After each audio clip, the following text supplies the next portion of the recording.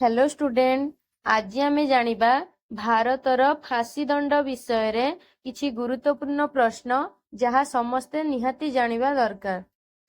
Video को जमा भी स्किप करिवेनी, संपूर्ण देखिबा को अनुरोध।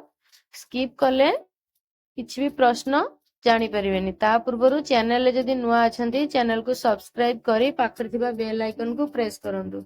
तो चलंतु स्टार्ट करिबा। प्रथम प्रश्न, फांसी दंड घोषणा हेला परे जज कोण भांगी थांती?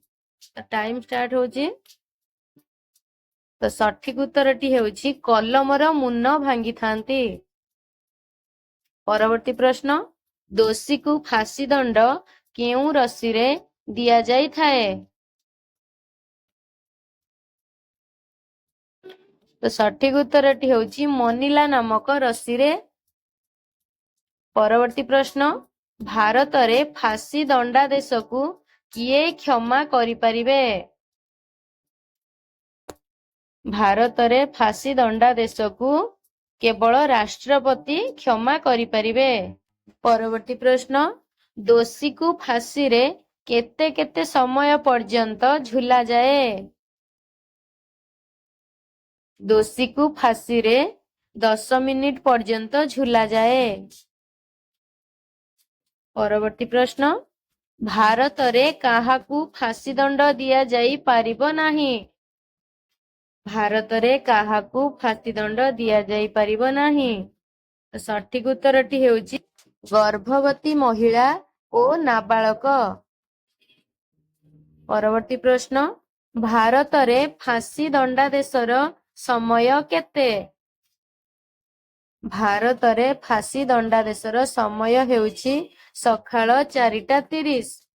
परवर्ती प्रश्न, स्वाधीनता परे सर्वप्रथमे काहाकू फांसी होइथिला? स्वाधीनता परे सर्वप्रथमे नाथुराम गडसे को फांसी होइथिला। परवर्ती प्रश्न, भारत रे वर्तमान पर्यंत केते जनकू फांसी दंड दिया जाइछि? भारत रे वर्तमान पर्यंत 61 जनकू फांसी दंड दिया जाइछि। तो क्वेश्चन शेष हैला। ता पूर्वरु आपण जदि एई वीडियो देखि नांती, ये सबू जनरल नॉलेज जीके क्वेश्चन जोटा कि निहाती जानिया कथा, तो चैनल को जाएंगे निहाती ये वीडियो सब देखंतु। केमिति लागिला कमेंट माध्यम रे जणांतु।